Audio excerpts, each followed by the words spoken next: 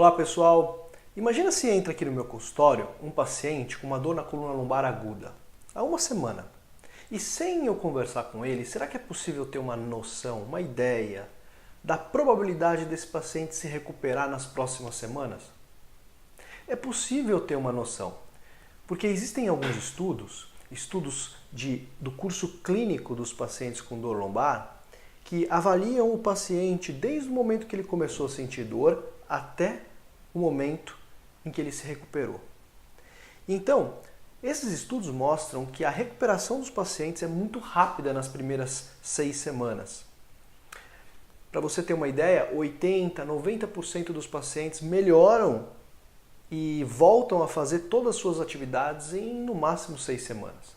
É claro que tem pacientes que melhoram em um dia, 2 dias, voltam já a fazer suas atividades, outros levam 3, 4 semanas. Agora, quando o paciente senta aqui na cadeira e conversa comigo, eu faço perguntas, essa alta probabilidade de melhora do paciente pode começar a diminuir. Dependendo daquilo que ele diz para mim, dependendo do que está acontecendo na vida dele, a probabilidade pode diminuir ou muitas vezes pode se manter bem alta de recuperação. Existem alguns estudos que avaliam os fatores prognósticos, ou seja, os fatores que influenciam de alguma maneira a recuperação do paciente.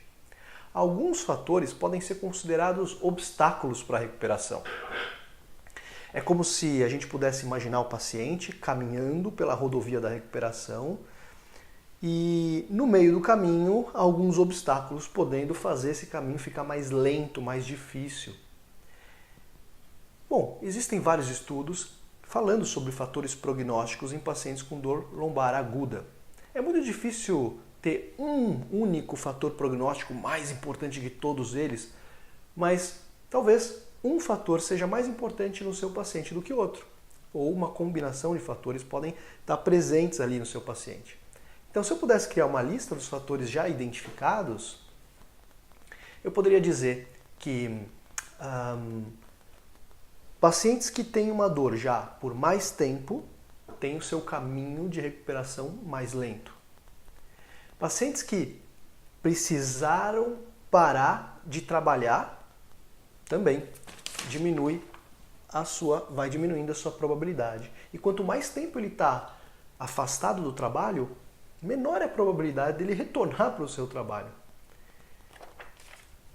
Quanto menor for a expectativa do paciente para retornar ao trabalho, também menor é a sua probabilidade de recuperação.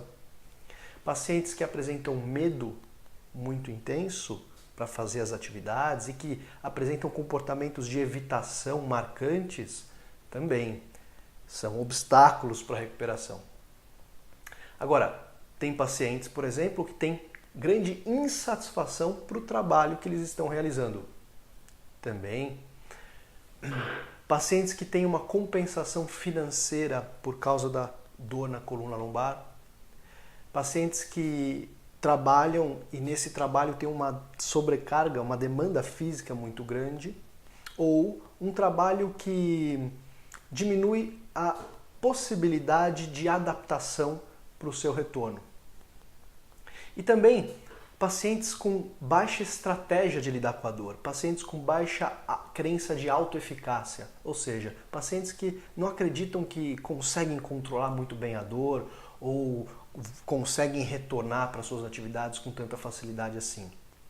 E pacientes com altos níveis de estresse relacionados à dor, por exemplo, presença de pensamentos negativos exacerbados, pensamentos catastróficos relacionados à dor, ou estresse não relacionado com a dor, mas de alguma forma influenciando o momento de vida do paciente. Então, meu primeiro objetivo quando eu estou na frente de um paciente com dor na coluna lombar aguda é, primeiro, acreditar na grande probabilidade dele se recuperar nas próximas semanas.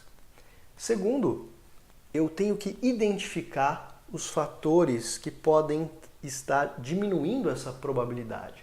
Identificar os obstáculos no meio do caminho desse paciente. E então, só depois disso, começar a pensar em estratégias. Mas não estratégias para tratar esse paciente logo de cara, mas estratégias para começar a voltar, a aumentar a probabilidade de recuperação desse paciente. E então, a partir desse ambiente favorável criado, as intervenções podem funcionar melhor.